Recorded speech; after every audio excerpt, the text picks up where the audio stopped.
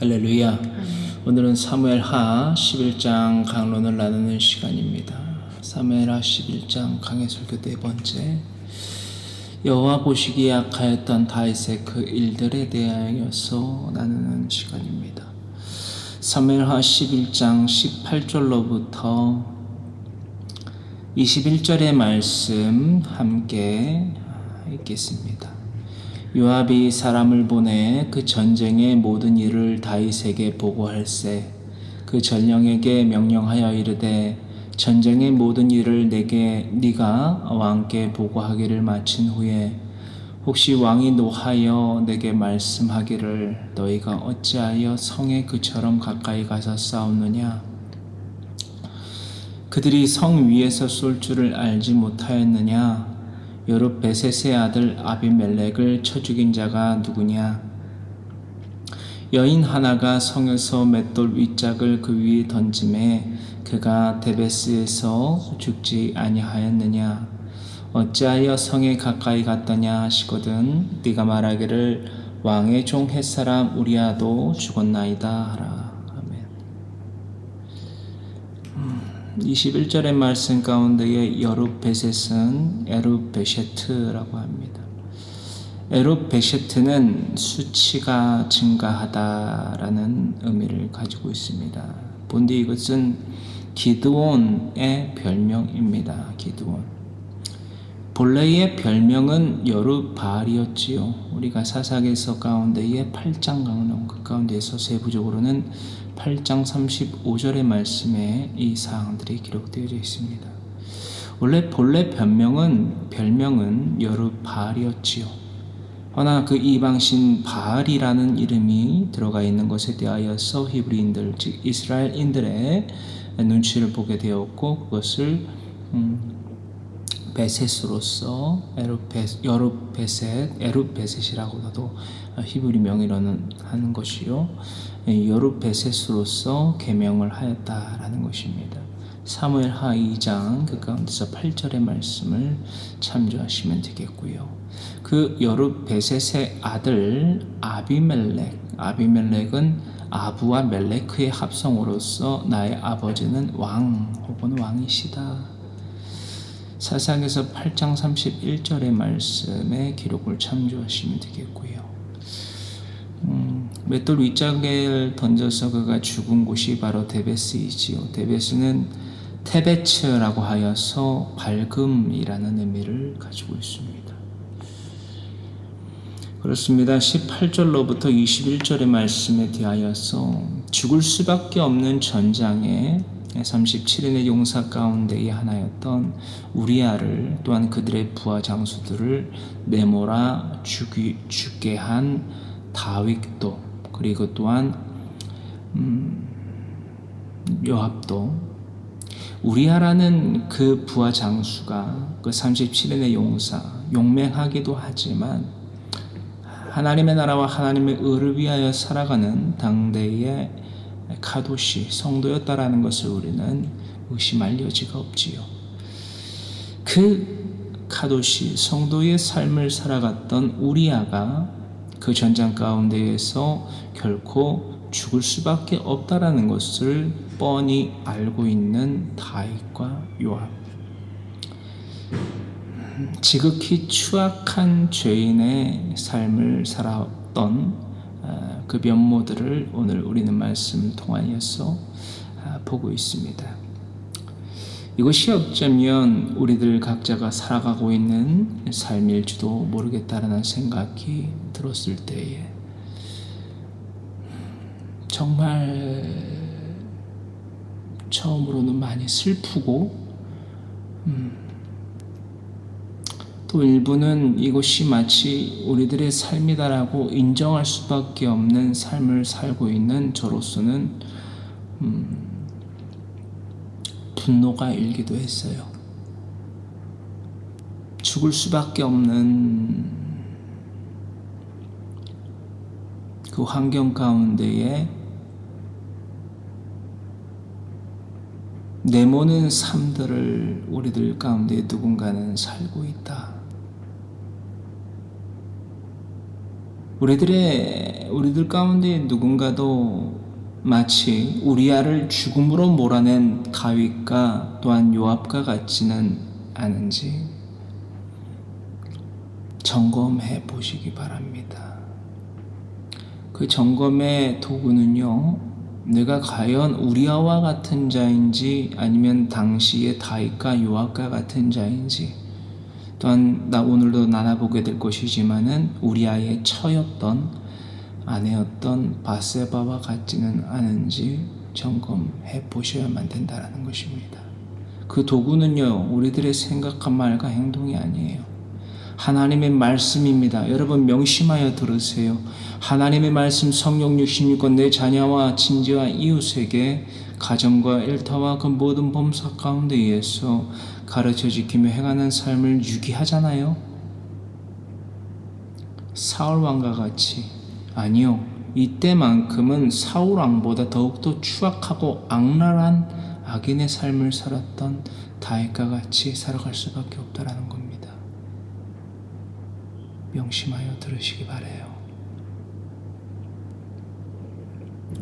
죽을 수밖에 없는 전장에 나의 배우자와 나의 아내와 나의 남편과 내가 사랑하고 아낀다라고 말하는 나의 아내와 나의 남편과 나의 부모님과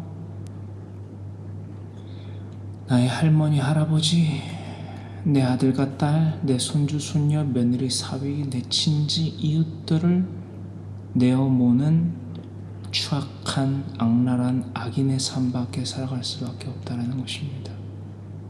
여러분 잊지 마세요. 다윗은요, 믿음의 선진 가운데의 한 명이었어요. 근데 문제가 뭔지 아세요? 그는요, 하나님께로 돌아가는, 즉 뉘우칠 해와 고칠 개의 삶을 살아가는 방법을, 유일무이한 방법을, 돌아갈 길을 알고 있었다라는 거예요. 하나님께 돌아가 안길 수 있는 방법을 알고 있었다라는 거예요. 왠지 아세요? 하나님의 명령에 순종하는 삶을 한동안 살았거든요. 그러나 우리들 가운데 누군가는 성경 66권 내 자녀와 친자 이웃에게 나바라하야, 역사와 문화와 언어와 지리와 인물을 토대로 하여서 하나님이 누구이신지, 하나님의 명령이 무엇인지 그것을 가르쳐 지키며 행하는 삶을 산 자들과 살지 아니한, 즉 사람과 짐승이 어떠한 하나님의 공의 가운데에 미시파드 심판을 받았는지를 가르친 적도 없을 뿐더러 가르쳐 지키며 행하고자 하는 의지조차도 없는 자들이기 때문에 그 자들에겐 희망이 없어요. 명심하여 들으시기 바랍니다. 그 자들에겐 희망조차도 없어요. 사람이 큰 풍랑 가운데에서 그 타고 있던 배가 난파됐다라고 생각을 해보십시오. 난파된 그 배에 타있던 그 선원들이 모두 바다에 빠졌어요. 파도가 막 일렁입니다. 수영을 잘하는 거 의미가 없어요. 근데요, 큰 배가 와서 구조할 수 있는 튜브를 던져준다라고 생각을 해보십시오. 여러분. 근데 어떤 사람들에게는 그 튜브조차도 던져지지가 않는 거예요. 그럼 그 사람은 어떻게 되죠? 빠져갖고 죽을 수밖에 없는 거예요. 혹은요, 그 튜브가 던져졌는데 그 앞에 있는 그 튜브를 잡질 않아요. 구조를 해주려고 튜브를 던졌는데 그 튜브를 잡지 않는다고요. 그럼 그 사람은 어떻게 되죠? 잔잔한 바다가 아니에요. 깊은 수렁이고요. 큰 풍랑이 일고 있습니다. 사람이 살 수 있습니까? 죽을 수밖에 없는 현장이란 말입니다.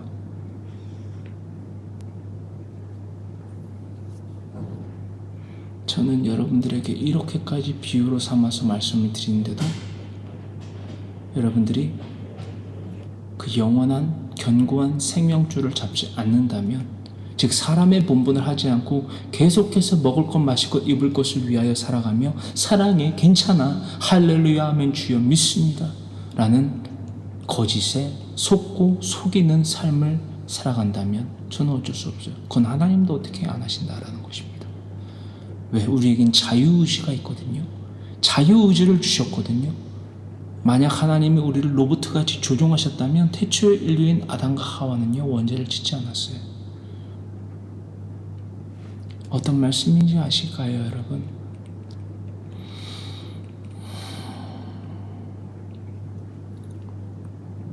나는 우리아를 죽을 수밖에 없는 전장 가운데 내몰아낸 다윗과 요압과 같은 삶을 살아가고 있지 않다라고 말만 할 것이 아니라요, 아님을 증명하는 우리와 같은 성도의, 그리스도인의, 교회의 삶을 살아가셔야만 된다는 것입니다.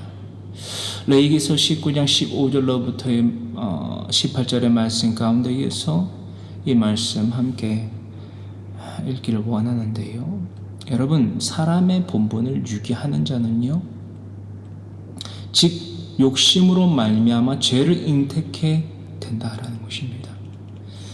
이러이러한 아래에 열거되어 있는 죄를 지을 수밖에 없다라는 것입니다. 레위기서 19장 15절로부터 18절의 말씀 함께 읽습니다. 너는 내 백성 중에 돌아다니며 사람을 비방하지 말며 내 이웃의 피를 흘려 이익을 도모하지 말라.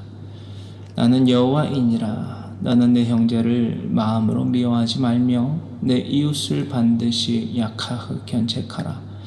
그러면 내가 그에 대하여 죄를 담당하지 아니하리라. 원수를 갚지 말며 동포를 원망하지 말며 내 이웃 사랑하기를 내 자신과 같이 사랑하라. 나는 여호와이니라.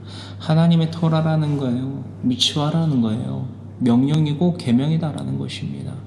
이것이 사람의 본분이다라는 거예요. 이것이 내 이웃을 내 몸과 같이 사랑하는 유일무이한 방법이다라는 것입니다.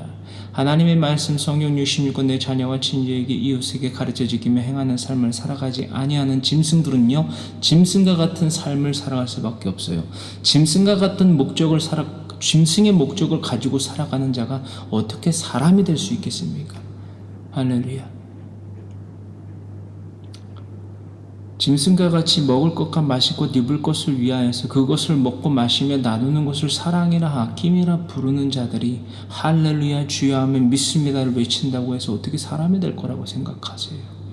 전도서 12장 12절로부터 14절의 말씀입니다. 하나님을 경외하며 그의 명령을 지켜 행하는 자가 바로 사람의 본분을 하는 자예요. 할렐루야. 그것을 유기하며 살아갔더니 사울 왕이 어떻게 됐죠? 어떤 말로를 마주대하게 됐죠? 멸절했어요. 지옥 갔습니다. 지상의 지옥을 겪다가 영원한 내세의 지옥을 안게 됐어요.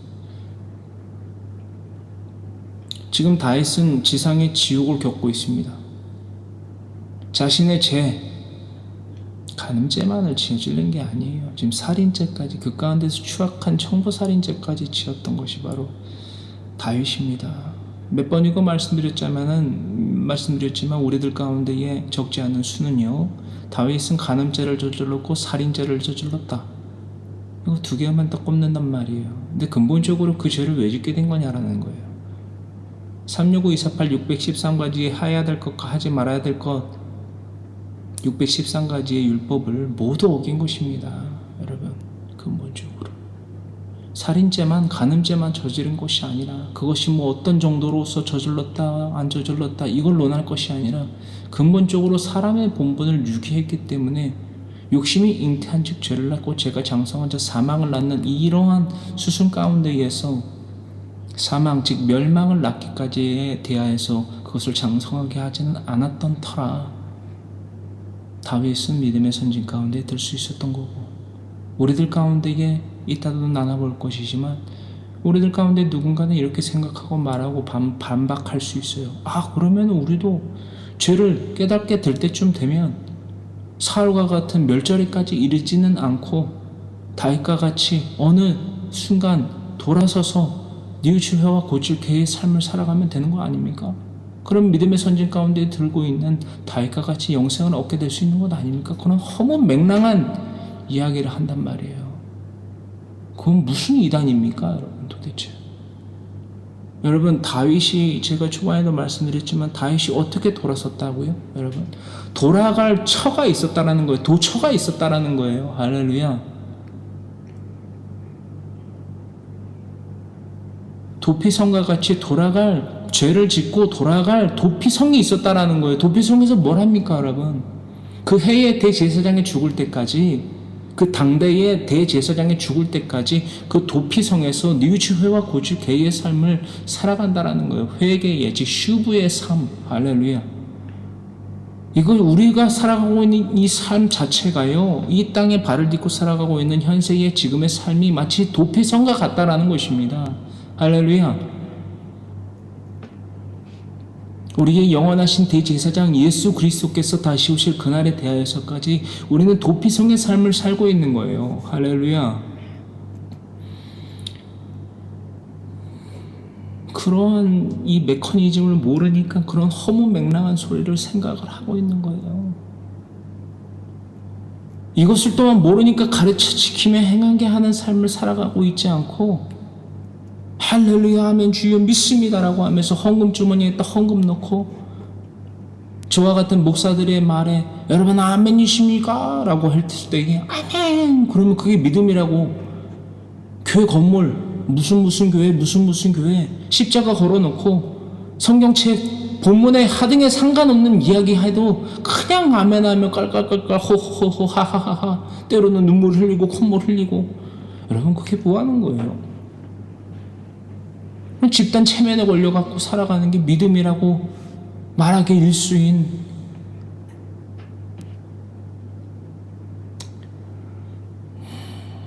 여러분 그게 진짜 믿음입니까? 그 삶 사울왕에 살았잖아요. 그 어떠한 세대의 어떠한 인물들보다 더욱더 특출나게 아주 그냥 우상숭배의 삶을 살았잖아요. 그걸 믿음이라 하나님이 칭하셨나요? 받으셨나요? 아니잖아요. 지상과 내세의 지옥을 안게 됐지 않습니까? 여러분 왜 그 삶을 자처하고 그 전철을 밟습니까?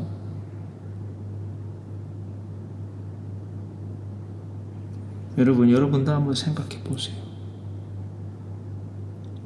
학교에서 선생님이 똑같은 공식을 똑같은 아이들에게 날마다 반복해서 가르친다라고 생각해 보세요. 얼마나 지칠까요? 틀려도 돼요. 때로는 실수할 수 있어요. 넘어질 수 있어요. 100점 못 맞을 수 있다라는 것입니다. 헌데요, 여러분, 아이들아, 사랑하는 아이들아, 이 문제 4년 동안 이 공식 내가 너희에게 이렇게 가르쳤다. 이 문제 한번 풀어보련 안 풀잖아요. 시도조차도 안 하잖아요, 여러분.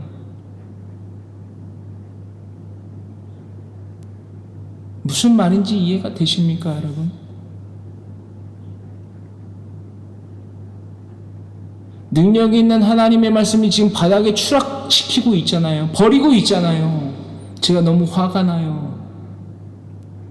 제가 비유를 들어서 말을 했지만 제가 가르친 것을 여러분들이 안 하는 게 아니라 하나님의 명령을 제가 전하는데, 제 명령이 아니라 하나님의 명령, 영원한 생명줄을 잡는, 진리의 생명줄을 잡는 방법을 여러분들에게 4년 넘게 가르쳤건만 한 사람도 시조조차 안 하잖아요. 이런저런 수많은 거짓말에다 내뱉고 다들 도망가고.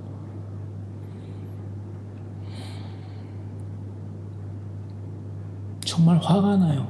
이거 진짜 정말 참 말씀만 드리면 이 존재들이 과연 사람이 맞나 싶을 정도로 화가 나요.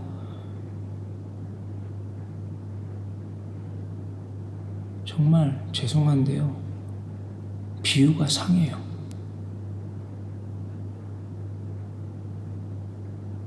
정말 화가 나요. 1년 365일 하나님이 죽지 않고 살아가게 하셨더니 호흡하며 살아가고 있는 것을 너무나도 당연히 여기고, 하나님이 주신 먹을 것 마실 것 입을 것을 도둑질하여서 자신의 배우자들과 자녀와 친지와 이웃들과 먹고 마시고 하하호호 사랑해 괜찮아.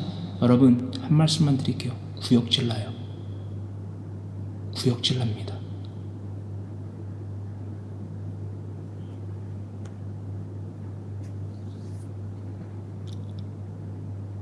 그거 하나님 믿는 거 아니에요. 우상숭배예요. 우상숭배. 하나님보다 여러분들의 배우자와 여러분들의 자녀와 친지와 이웃들을 더욱더 사랑하는, 이 세상의 것을 가지고 이 세상의 것을 사랑하는, 영원히 썩지 아니할 것을 위하여 살아가는 것이 아니라 썩어 없어질 것을 위하여 살아가는 유한한 존재의 삶. 그 썩어 없어질 것과 같이 여러분들도 불못에 던져지고자 하십니까?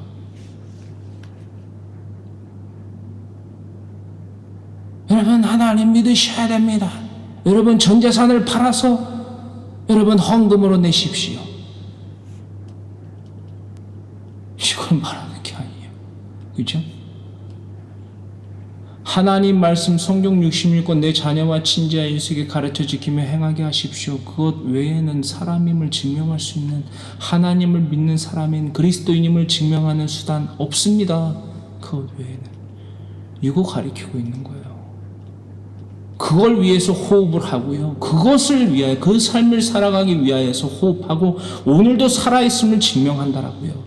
오늘도 짐승이 아닌 사람임을 증명해야 된다. 이거 가리키고 있는 거예요.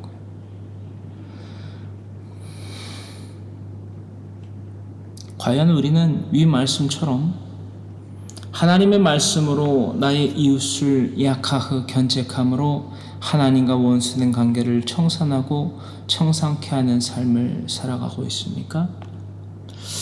이 본문 말씀을 통하여서 우리가 살펴볼 것은요, 요압이 전령을 통하여서 다윗에게 보고하고자 하는 바를 잘 읽어봐야만 된다는 것입니다. 요압은요, 우리아의 죽음과 더불어 패전한 이유에 대하여서 자신의 무능력이 아닌 그것은 다윗 왕 그대의 탓이었다. 그대의 탓이다 라고 돌리고 있다는 것입니다. 할렐루야. 이 본문 말씀 가운데에 여러분 18절로부터 21절 전부지만 21절 말씀 보세요.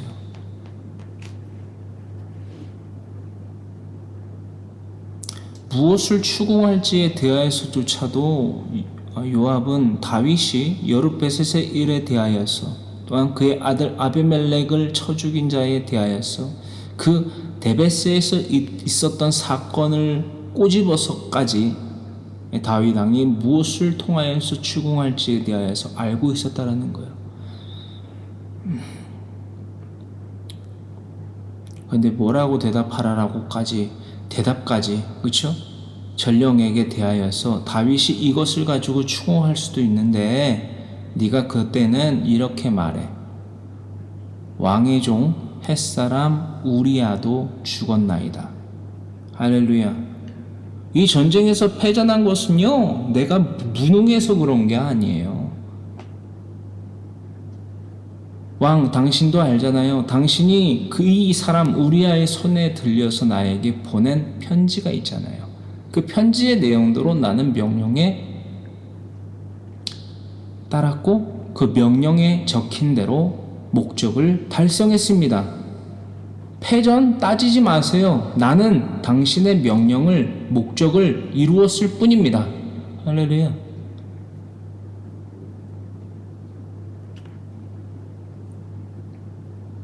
우리들 또한 이 요압과 같이 문제가 어떠한 이런 크고 작은 문제가 생겼을 때 엉뚱한 곳에서부터 그 문제의 원인을 찾으려고 합니다.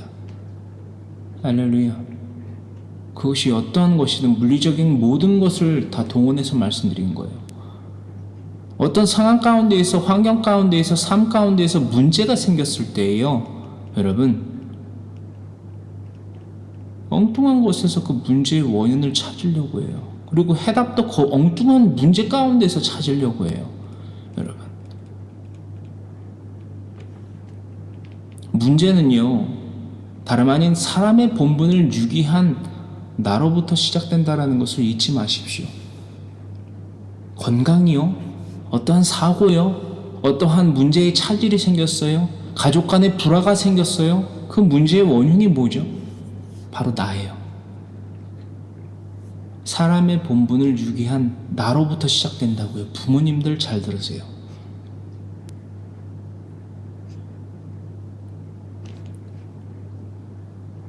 현모양처, 효자, 효녀, 든든한 가장, 그건 잘 모르겠고요. 근본적으로 사람부터 돼야만 됩니다. 사람부터. 여러분, 그 다음부터 가장, 현모양처, 효자, 효녀 따져야 돼요. 해도 되고 안 해도 그만인 것을 갖다가 여러분 우리는 너무 막 운운한단 말이에요. 사람부터 돼야 됩니다. 사람부터. 짐승처럼 살면서 효자, 효녀, 현모양처, 든든한 가장, 우리 아빠 최고, 우리 엄마 최고, 우리 아들, 우리 딸 최고. 이게 뭡니까, 여러분?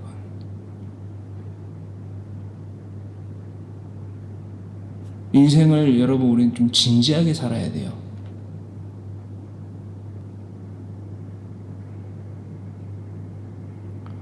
문제는 사람의 본분을 유기한 바로 나로부터 시작된다라는 사실을 우리는 까마득히 모른 채 살아가고 있습니다. 사람의 본분을 유기한 자들의 뻔한 삶의 패턴이기도 하죠. 후회하는 것은 물론이고 심지어 이런저런 환경에 대한 핑계나 심지어는 내가 사랑하고 아낀다라고 말하는 나의 가족, 친지, 이웃들을 탓하는 삶을 살아가거나 생각을 하거나 말을 하거나 행동을 한다는 거예요. 여러분, 거두절미하고요, 사람의 본분을 다하십시오. 여러분들이 기분 나쁘게 심지어는 자존심 상하는 것이 지극히 당연한 거라고 저는 생각을 해요. 여러분, 짐승의 삶을 그치십시오. 여러분들, 사람인 제 눈조차 귀조차 못 속입니다. 눈 가리고 아웅을 못 한다라는 거예요. 저는 여러분들이 보여요. 왠 줄 아세요? 여러분들이 짐승의 삶을 살고 있는지 사람의 삶을 살고 있는지 기준이 분명하거든요. 하나님의 말씀 성경 66권 내 자녀와 친지와 이웃에게 가르쳐 지키며 행하는 삶은요, 제가 판단을 할 수가 없어요. 여러분, 할렐루야. 하나님의 말씀에 순종하여서 살아가는 자를 어떻게 판단합니까? 연합을 하지. 할렐루야. 저와 여러분들이 물과 기름과 같이 섞이지 못하는 이유를 아시겠습니까? 여러분, 사람의 본분을 유기하는 자들은요, 저와 교류를 하지를 못합니다. 그건 누가 됐든지 간에.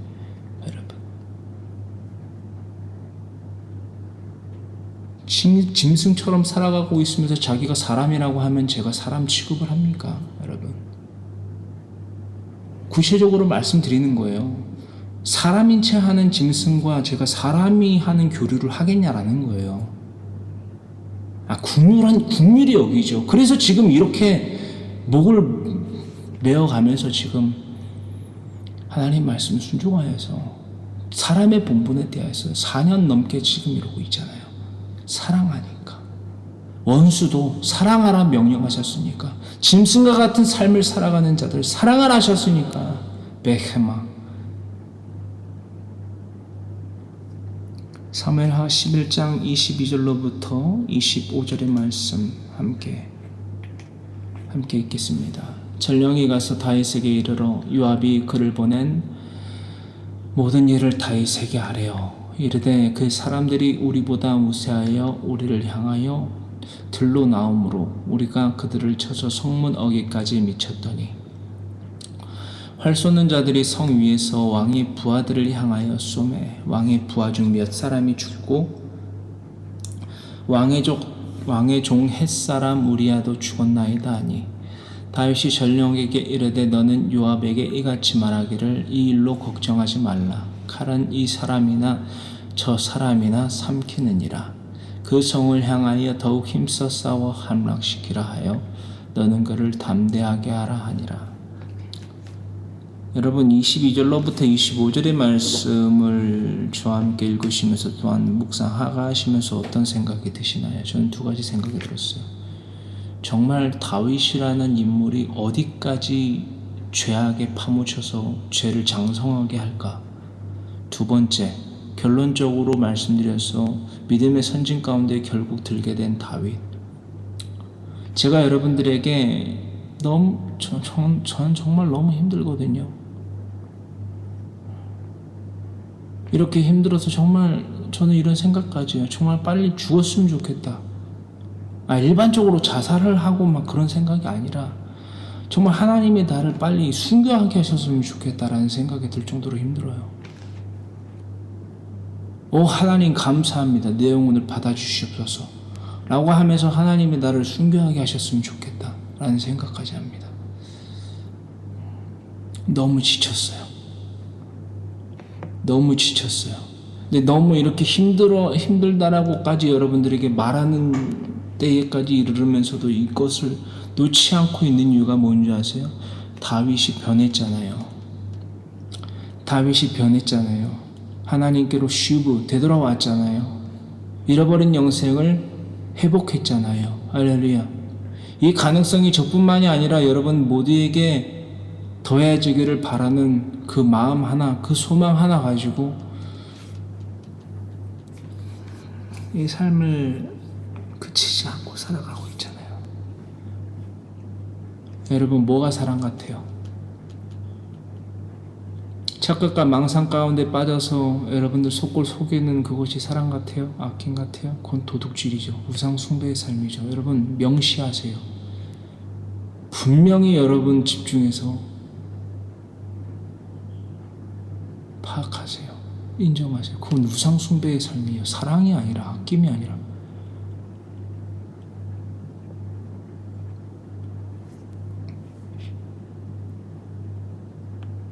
근데 아까도 말씀드렸지만 돌아갈 도피성에 있었잖아요.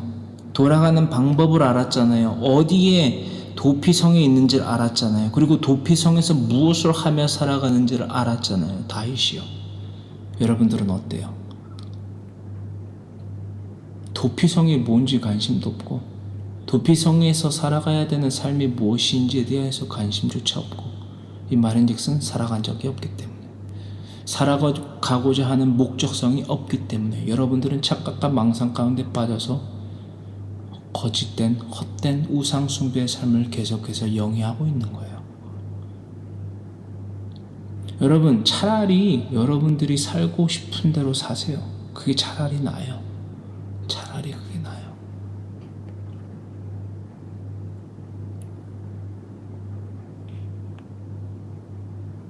우리아가 죽었다라는 소식을 접한 후에 다윗의 반응을 보십시오. 여러분 게다가 우리아만 죽은 것이 아니에요. 우리아와 함께 샬람 연합의 삶을 이루는 부하 장수들도 죽었어요. 하나님과 더불어 힘을 얻어 강하게 된 자 가운데에 적지 않은 수가 적군의 손에 의하여 죽었습니다. 그럼에도 불구하고 다윗은 무엇이라고 대답합니까? 전장에서의 죽음은 어쩔 수 없는 것이다 라고 말하고 있잖아요.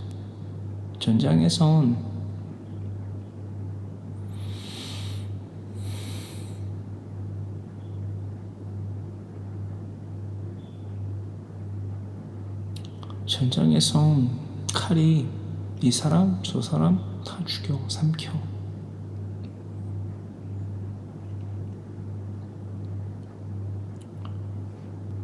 그렇게 말하는 이유와 목적이 무엇이다 여러분 생각되십니까? 밧세바와의 간음을 한 다윗 이렇게 생각했다라는 거예요. 내 자신의 내가 지은 간음죄를 즉시 알 수 있고 고발할 수 있는 우리아가 죽었다. 즉 내 죄를 가렸다라고 생각하고 판단했기 때문입니다. 당시에 다윗에게 대하여서 그 삶에 대하여서 하나님에 대한 경외함이 있다라고 생각하십니까? 지금 하나님이 있습니까? 다윗의 삶 가운데에 하나님이라는 존재가 있습니까? 다윗이 인식하기에? 없어요. 그렇다면 이 질문을 돌려서 저와 여러분들에겐 있습니까? 없어요. 아니, 없어요. 거짓말할 생각하지 마세요. 없어요. 하나님을 경외하고 살아가는 자들은요, 하나님의 명령을 지켜 행할 따름입니다. 뭐 거두절미하고 뭐 이런저런 어영부영 말할 생각할 생각조차 하지 마세요. 여러분, 그냥 하나님이 없는 거예요. 그거는 여러분들의 삶 가운데.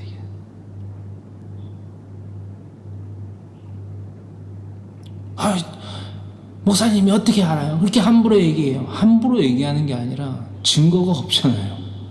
믿음은 열매로서 나타나는 거예요. 믿음이 없다라는 것은요, 그 삶에 하나님이 없다라는 거예요. 믿음이 없다라는 것, 행함이 없다라는 것은 하나님에 대한 경외함이 없다라는 거예요. 동시에. 할렐루야. 거짓말을 생각하지 마세요.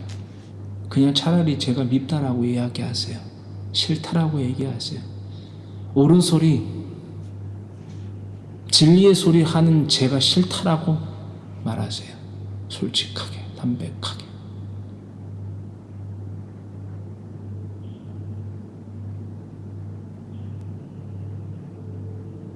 이때 당시에만큼은요, 제가 평가하는 이상 다윗은 사울 왕보다 더욱더 악독한 삶을 살았던 것이 분명합니다. 여러분은 어떻게 보십니까? 우리는 이렇게 아래와 같이 생각할지도 모르겠습니다.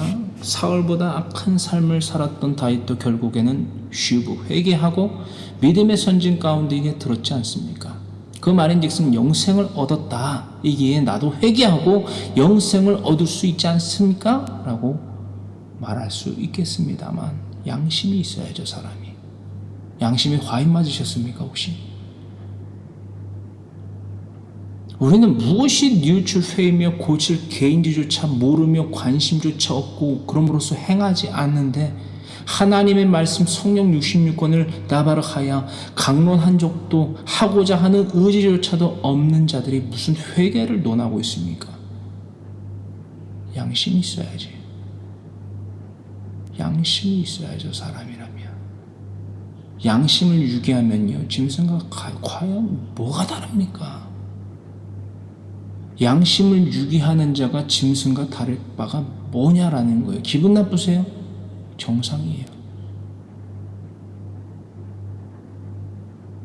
근데 거기선 그쳐서는 안 돼요. 짐승이 아님을 증명해야죠. 억울해할 것만이 아니라 나 짐승 아닌데요. 그건 정상이라니까요. 근데 아니라고 욱박지를 것만이 아니라 아님을 증명해야 된다는 거예요. 스텝 2, 두 번째 단계로 나아가야 된다는 거예요. 나 짐승 아니야 라고만 할 거 아니야. 게 아니라 차라리 저한테 주먹질을 해도 좋은데 그건 정상인데 나아가서 거기서만 머물 게 아니라 짐승이 아님을 증명해야 된다고요. 할렐루야. 저는 여러분들한테 미안하지 않아요. 왜? 저는 여러분들한테요 튜브를 던져 드리는 거예요. 영원한 생명줄. 제 능력이 아니라 하나님의 능력을 여러분들에게 선사하여 드리는 겁니다. 강한 손을 여러분들에게 하나님께서 들여주실 수 있도록 통로의 역할을 하는 거예요. 근데 그 손 안 잡겠다? 저도 어쩔 수 없죠. 하나님도 어떻게 안 하세요?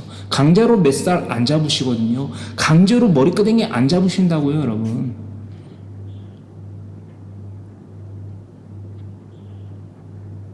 회개는요, 잃어버린 영생을 회복하는 삶 그 자체를 가리킵니다. 기능을 가리키기도 하고요. 기독교는요, 무슨 종교라는 것을 우리가 나눴습니까?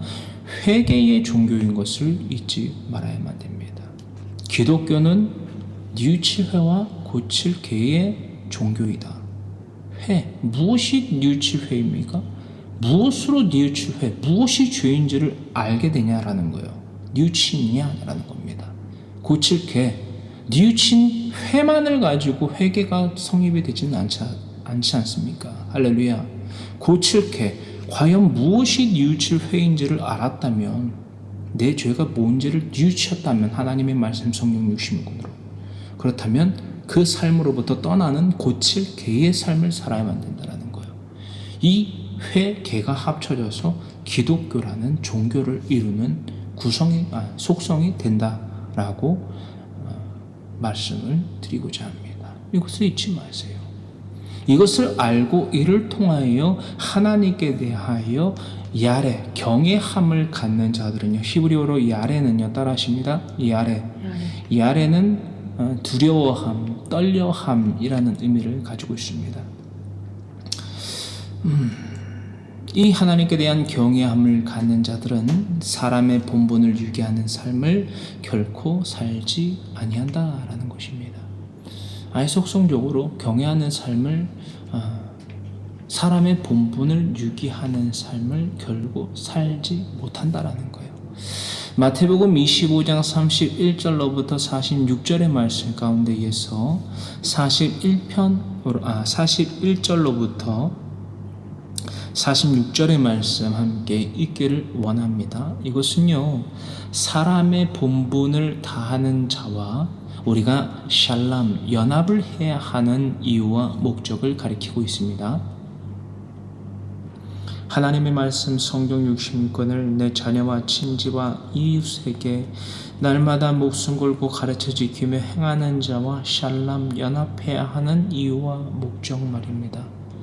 교회 건물 나가서 할렐루야 주여 아멘 믿습니다 주시옵소서를 외치면서 손을 흔들고 랄랄랄라 롤롤롤로 주시옵소서라고 하면서 헌금 주머니에다 헌금 넣고 목사들의 말에 아멘 한다고, 그게 여러분 사람의 본분을 하는 것이 아니고요, 사람의 본분을 하는 자와 연합하는 게 아니고요, 그건 믿음이 아니고요, 우상 숭배의 삶이다라는 것입니다.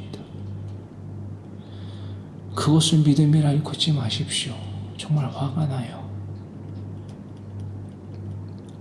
사람의 본분을 다하는 자와 연합해야 하는 이유와 목적에 대하여서 나눠봅니다. 마태복음 25장 41절로부터 말씀 함께 읽습니다. 또 왼편에 있는 자들에게 이르시되 저주를 받은 자들아 나를 떠나 마귀와 그 사자들을 위하여 예비된 영원한 불에 들어가라.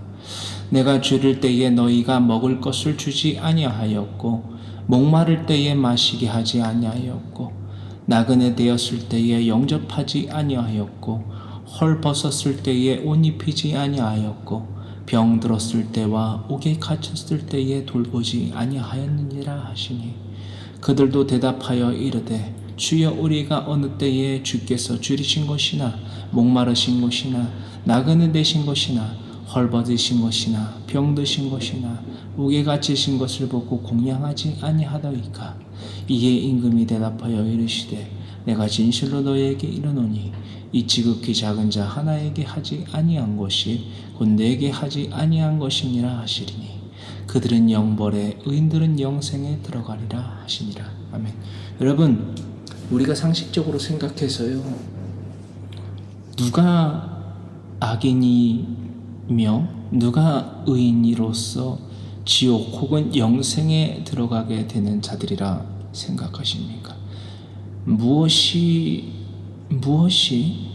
나그네 되었을 때에 영접하지 아니하며 헐벗을 때에 옷 입히지 아니하며 병 들었을 때와 옥에 갇혔을 때에 열고되어 있는 쭉 이 사항들이 도대체 무슨 말인지 여러분 이해가 되십니까? 여러분,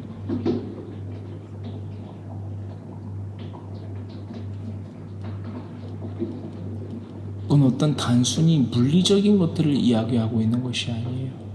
하나님의 나라와 하나님의 의를 위하여 살아가는 사람의 본분을 다하는 자와의 연합을 한 자 혹은 하지 아니한 자에 대한 열거입니다. 그리고 그들에 대한 메시파트 심판입니다. 누가 주의 아이오니오스 영생을 얻게 될 자인지 혹은 얻지 못하게 될 자인지에 대한 기준입니다.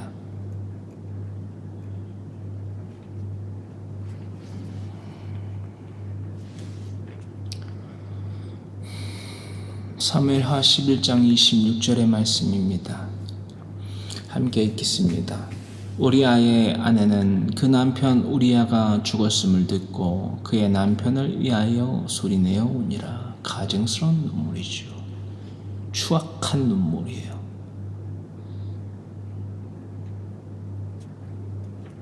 이런 아내는 만나지 마세요. 샬람의 삶을 살아가도 모자랄 판국에 간음을 하는 이런 짐승은 만나지 마세요. 여기서 잠깐 짚고 넘어가기를 원합니다. 우리아의 아내 바세바는 무슨 사항에 해당된 죄를 지은 자입니까? 신명기서 22장의 말씀이지요. 신명기서 22장 22절로부터 27절의 말씀. 이것은 하나님께서 하나님의 명령을 기록한 신명기, 그렇죠? 가스오더이지요. 하나님의 명령을 기록한 신명기서 말씀 가운데에 순결의 간암법을 통하여 우리가 묵상하고 실천할 바가 무엇인지 나누었던 말씀입니다. 신명기서 22장 22절로부터 27절의 말씀 함께 읽겠습니다. 어떤 남자가 유부녀와 동침한 것이 드러나거든 그 동침한 남자와 그 여자를 둘 다 죽여 이스라엘 중에 악을 제할지니라. 마치 암덩어리와 같은 것을 제하여 버려야만 된다는 거예요. 23절 처녀인 여자가 남자와 약혼한 후에 어떤 남자가 그를 성읍 중에서 만나 동침하면 너희는 그들을 둘 다 성읍 문으로 끌어내고 그들을 돌로 쳐 죽일 것이니 그 처녀는 성 안에 있으면서도 소리 지르지 아니하였으니 보이시죠? 이게 바세바의 죄에 대하여서는 많이 다뤄지지 않고 있어요. 바세바는 여인이니까는 약하의 견책의 삶을 살아가는 것은 안 되는 겁니까? 아니 안 해도 그만인 겁니까? 해야 돼요. 이 소리 지른다는 것은요 단지 물리적 이 사람이 나를 강간하려고 해 이게 아니에요 여러분. 그런 문자적인 해석을 절대 해서는 안 됩니다 여러분. 우리가 그리스도인의 삶을 우리가 음부의 권세가 이기지 못하는 교회의 삶을 살아가게 하기 위하여서 그 방법책을 구체적으로 이 땅 가운데에 하나님께서 역사하심을 통하여서 기록하신 거예요. 성경의 이유와 목적입니다. 기능이에요. 바세바는 무엇을 하지 아니한 죄인입니까?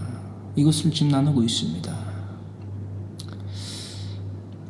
그 처녀는 성 안에 있으면서도 소리 지르지 아니하였으며 그 남자는 그 이웃의 아내를 욕보였으며 이것은 다윗의 죄지요. 너는 이같이 하여 너희 가운데에서 악을 제할지니라. 자, 요압은 다윗에 대하여서 어떻게 행동해야 됐죠?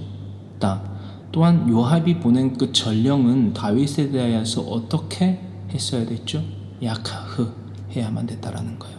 그 죄를 알리고 권면하고 그 죄에 대한 권면을 듣지 아니하였을 때에 그 죄에 대하여서 함께 약하여 줄 수 있는 자를 대동하여서 데리고 가고 그래도 듣지 아니하면 온 성읍의 사람들에 대하여서 그 다윗 왕의 죄에 대하여서 견책 약하해야만 됐어요.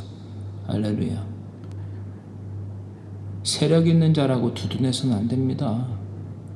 내 아빠라고 내 엄마라고 내 자녀라고 왜 두둔합니까? 그게 죽이는 거예요.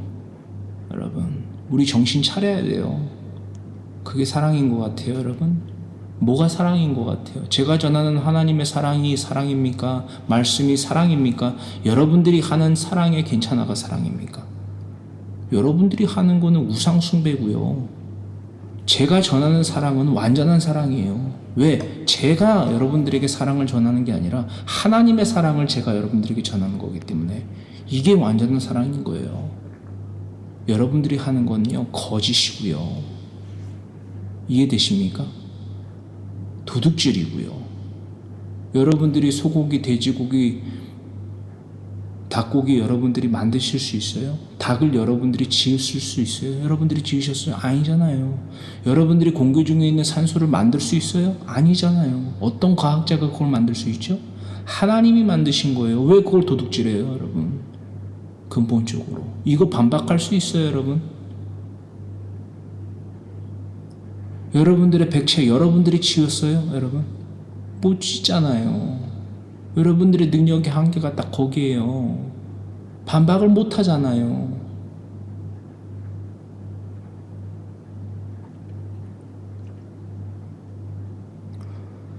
(25절) 만일 남자가 어떤 약혼한 처녀를 들에서 만나서 강간한 히브리 민족에서부터 지금에 대하여서까지도요, 약혼한 여자는요 이미 결혼한 여자로 보는 것이 맞고요, 그렇게 봤습니다.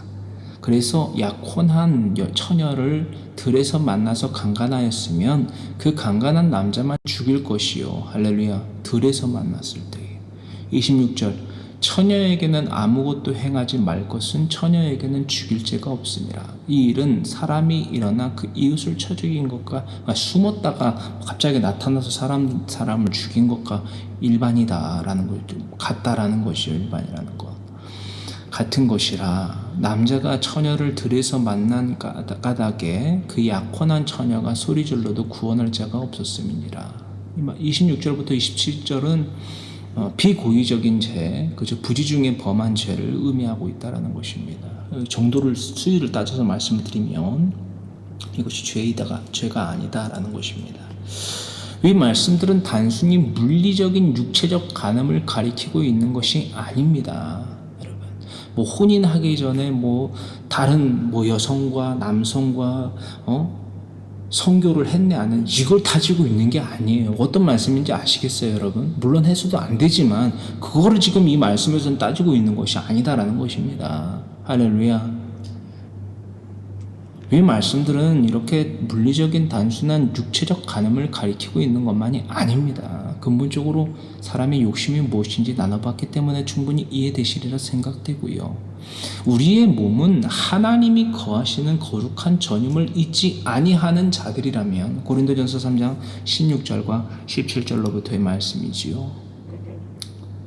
또한 음행하는 자는 자기 몸에 죄를 범하는 자다.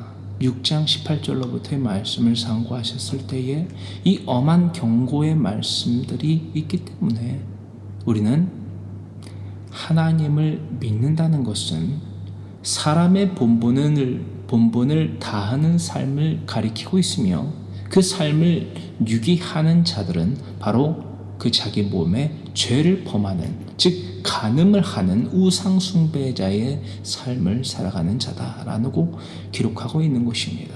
할렐루야. 신명기서 22장 22절로부터 27절의 말씀은요, 혼인 전에 다른 사람과 성교를 했네 안 했네 이건 논하고 있는 게 아니에요, 여러분. 할렐루야. 물론 해서도 안 되지만 그거를 따지고 있는 게 아니다고요, 여러분. 근본적으로 우리는 우상 숭배이지 간음하는 자인지 아니면 진실한 하나님의 자녀로서 거룩한 하나님 보좌 우편에 두실 거룩한 양떼의 삶을 살아갈 수 있는, 또한 살아가고 있는 자들인가, 이거를 논하고 있다라는 것입니다. 그러므로서 저는 여러분들과 제 자신과 함께 더불어서 여러분들 모두에게 이것을 질문으로 드리고자 합니다. 우리는 과연 하나님을 믿는 자들입니까? 아니면 우상 숭배의 삶을 살아감으로 간음을 하는 자들입니까? 하나님보다 내 배우자를, 내 자녀를, 친지를, 이웃을 더욱더 사랑하는 간음하는 자입니까? 아니면 하나님을 믿는 자입니까? 증명하시기 바랍니다. 사무엘하 11장 27절의 말씀 함께 읽겠습니다. 그 장례를 마침에 다윗이 사람을 보내 그를 밧세바를 왕궁으로 데려오니 그가 그의 아내가 되어 그에게 아들을 낳으니라. 다윗이 행한 그 일이 여호와 보시기에 악하였더라. 우리아의 장례가 즉 아마도 7일 장을 치렀을 것이라고 성경 가운데에서 저는 발췌하게 됐는데요. 장례가 아마도 7일 장을 치렀을 것이고, 이 7일 장을 치르고 난 이후 그 7일 장이 끝나기 무섭게 다윗은 무엇을 합니까? 다윗은 밧세바, 우리아의 아내였던 밧세바를 자신의 궁으로 데리고 옵니다. 왜입니까? 여러분, 왜일 것 같아요? 여러분, 한번 알아맞혀 보세요. 왜죠? 저는 딱 이 한마디 드릴 수 있어요. 사람들에게 자신의 죄를 들킬까봐. 사람들에게 자신의 죄를 들킬까봐. 밧세바가 뭘 하고 있죠? 지금 임신을 하고 있잖아요.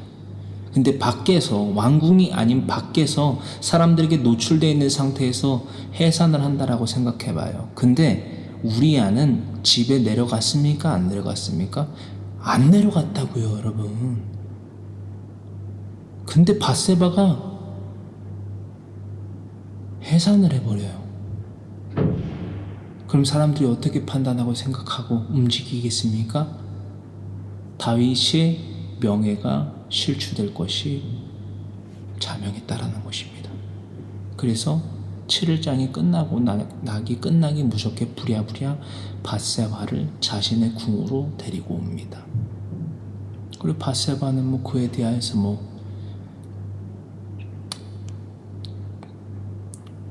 일말의 말도 없이 궁으로 들어오죠. 그리고 그의 아내가 됩니다. 당시에 다윗에겐 하나님이 없음을 다시금 발견하게 되는 것입니다. 사람의 본분을 유기하며 살아가는 자들에게는요, 이러한 특징점이 있어요. 사람의 본분을 유기하며 살아가는 자들에겐 하나님이 없습니다. 다윗에게 하나님이 없었던 것처럼 사람의 본분을 유기하며 살아가는 자들에겐 하나님이 없어요. 적어도 이때 당시만큼은 다윗에게 지금 하나님은 없어요. 왜? 하나님의 눈치를 본다? 좀 말이 좀 그렇네요. 하나님을 경외하는 것이 아니라 사람의 눈치를, 사람을 경외하고 있잖아요, 지금. 어떻게 될까봐. 자신의 죄가 드러날까봐. 이대로 그냥 밧세바를 민중 가운데 뒀다가는 자신의 죄가 드러나니까. 그저 자신의 죄가 사람들에게 밝히 알려질 것을 부끄러워할 뿐입니다.